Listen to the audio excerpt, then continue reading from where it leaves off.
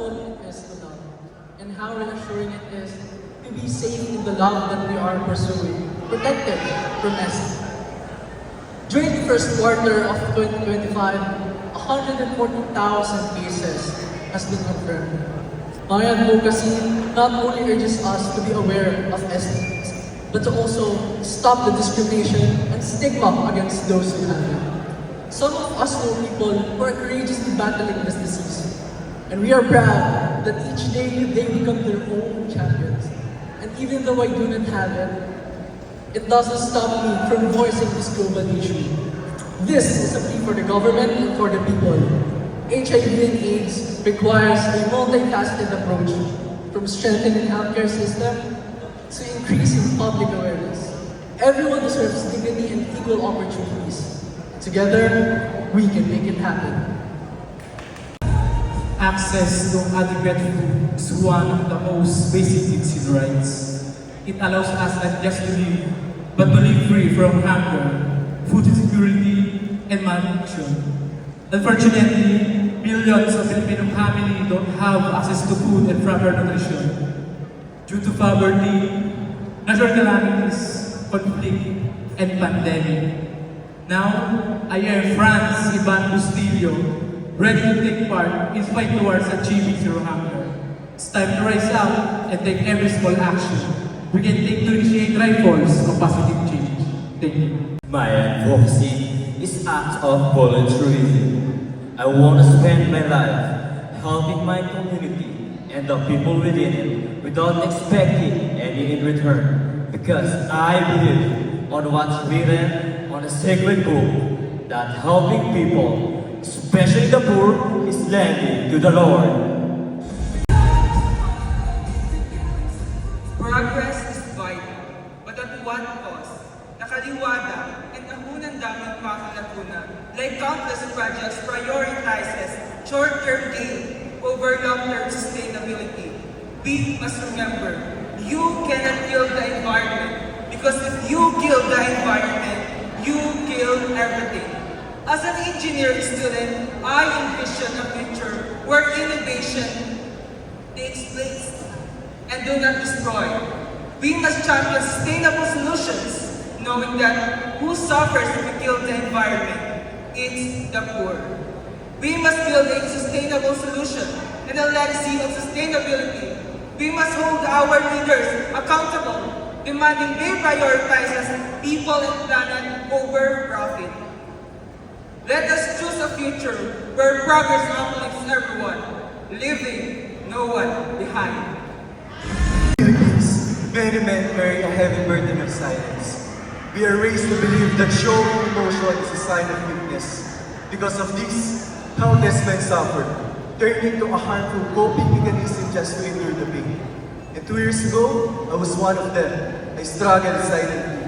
I hide my pain from the people I love because I thought that being a man meant I had to be strong. But I was wrong. That silence dragged me into a dark place. I attempted to take my own life. Thankfully, my family and friends found me in time. So through this platform, I am committed in raising awareness about men's mental health, fostering support both locally and across the nation, and it's time to rewrite the narrative. So if you or someone you know is struggling, remember, asking for help is an act of courage, not weakness. Together, let's break the silence. As an agricultural and applied economics student, I believe that the true progress for the Philippines begins in the field. Did you know that we used to be an agricultural country? However, if we look into the existing data, we are now behind in that sector. Still, agriculture remains our backbone of the economy.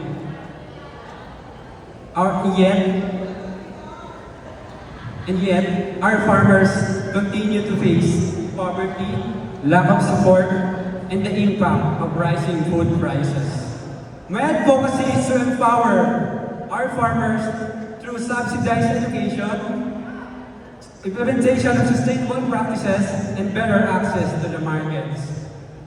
By doing so, we're not only uplift rural communities, but also secure food for every Filipino household. as I stand here with both privilege and responsibility, I intend to express myself to remind everyone that when we invest in agriculture, we invest in people, in communities, in our future of our nation. Love the farmers. Again, Mark Soriano from the garden capital of Laguna. Bakit? Over the past few years, the tourist arrival of Santa Cruz is lagging behind compared to the neighboring cities and municipalities of the province. And so as a tourism graduate, I hereby to commit to promote and practice the one of the UN Sustainable Development Goals towards a more sustainable tourism where all stakeholders benefits from it, ensuring the Muscovado GP of Barangay Kasahan and the Quezon Puti of Barangay Bagong Bayan to be back on its timeline. And as a leader kabataan, and now as your Mr. of Pilipinas Laguna, it is important to see tourism in a wider perspective. And I look forward to contributing my abilities in helping the tourism industry and uplift the Pasadapreseño community upang sumama sa paglalangkada tungo sa bagong kabisera at Laguna. Thank you. As men, we often believe that we should always be strong, until life reminds that we can be fragile sometimes. In my journey to this pageant, I was diagnosed with an acute kidney disorder. But instead of letting it break me, I chose to rise stronger. This experience awakened me to advocate for a healthy lifestyle, focusing on kidney health awareness and prevention. With that, I stand here to remind every Filipino that caring for ourselves means caring for our future. Through proper lifestyle, discipline, and education, we can protect not just only ourselves but also the people we love. And that is the spirit I carry with me tonight. Maraming salamat po.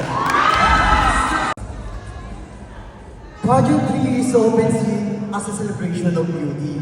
Pero para sa akin, it is a celebration of transformation. Noong una ako sumali, I was shy, uncertain, and unaware of my own potential. I thought it was just a senseless parade of beautiful faces. Pero sa pageantry, natutunan ko tumindig na may kumpiyansa, magsalita na may paninindigan, at nakita ko ang tunay na halaga ng aking sarili at ng pageantry. And the most beautiful part is seeing how it inspires others. Bawat kwento ng tapang, disiplina, at pagtsatsaga ay nagpapaalala sa mga tao na maaari tayong mangarap ng mas malaki at maging mas mabuti. Because in pageantry, one voice can spark hope, one crown can change a life. At para sa akin, yun ang pinakamahalagang premyo. Thank you. Mental health is just as important as physical health. Yet, it is frequently misunderstood. As a psychology student, I advocate to break the stigma that frequently discourages people from seeking help, fostering open discussions to create a supportive environment and ensuring everyone gets the support they need to thrive. Let us make mental health a priority for all, and I urge everyone to join me in this advocacy journey. Together, we can create a culture that encourages empathy and understanding, leading to a healthier and more compassionate society. Thank you. Pabago-bagong klima, malakihang pagbaha at mataas na heat index. These are the natural disasters that we are facing right now. If we continuously do this environmental degradation, we will also continuously lose innocent lives and destroy livelihoods. The Sustainable Kabataan Program that I have focuses on uniting youth that will uplift our environment through projects and programs. In the aiding and maximizing the power of them will be one of steps towards eliminating environmental issues in our country. As Misters of Filipinas Laguna, I will not just be a warrior of hope, dedication, and inspiration, but I will be a warrior who will step up and use this platform to widen the knowledge of everyone about the sustainable development goals and programs that will uplift our environment. Thank you.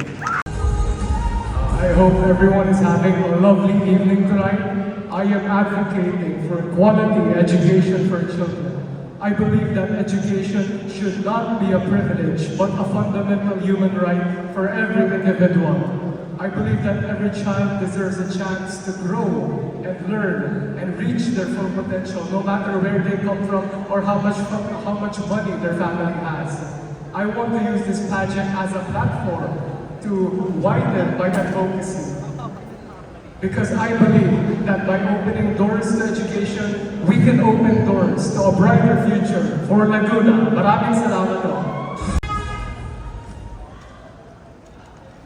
What if I tell you that 1 in every 10 Filipino students works to support your education?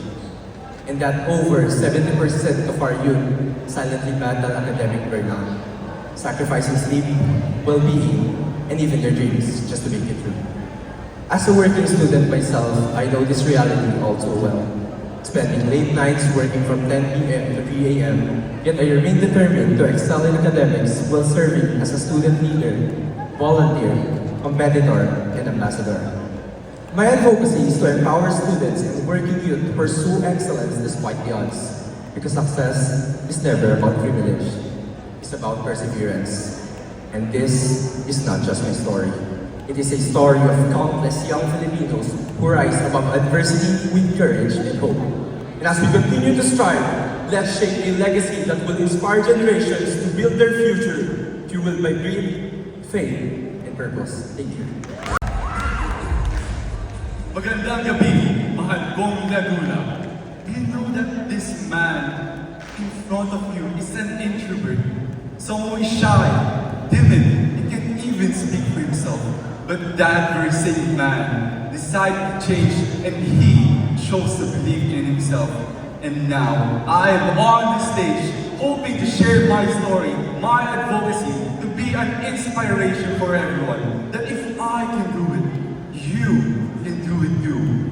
I learned that the true strength comes within a person when they embrace confidence and personality. My mission here is to empower not only the people in Laguna, but across our nation to rise above their fears, to hear their own voices. Because I believe that when a man believes in himself, his power becomes unrivaled and limitless. Yun lang po, salamat. Mahal kong Laguna! Sa tagal ng panahon, hindi pa rin nagbabago ang stigma. Ang mababang pagtingin sa mga kabataang minsan nagkamali sa buhay. Maaga naging ama. Marami akong mga kaibigan o kamag-anak na nawala ng pag-asa sa buhay.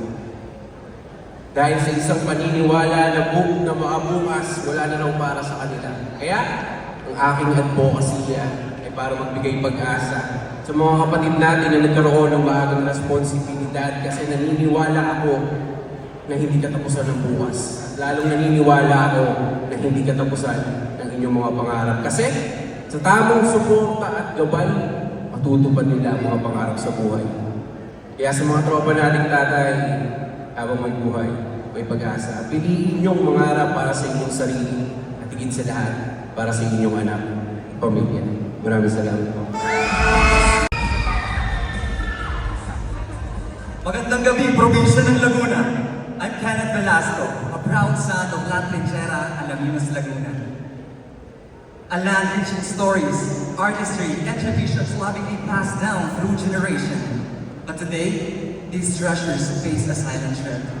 Not from storms or time, but from forgetting. That is why my advocacy is the preservation of arts, culture, and sustainable tourism. Because our heritage is not just history. It's the living heartbeat of our province. I stand for the creators of our culture, the voices of our history, the land and waters that carries our strength into the future. As visitors of Pilipinas, Laguna, I carry this mission with both heart and excellence. For when we honor our roots, we empower the future. Dahil naniniwala ako na ang lakas ng turismo ay lakas ng probinsya ng Laguna. Salamat. Education is a human right, not a privilege. I came from a not well-off family where life is more about surviving than dreaming. But even then, I held into one hand that I believe that education is a more powerful thing that we can have to each other. And as a person who believes the power of educations, I know that through educations, when we give it to the child, we can rise above every challenges. And I know that through educations, you cannot go wrong with it.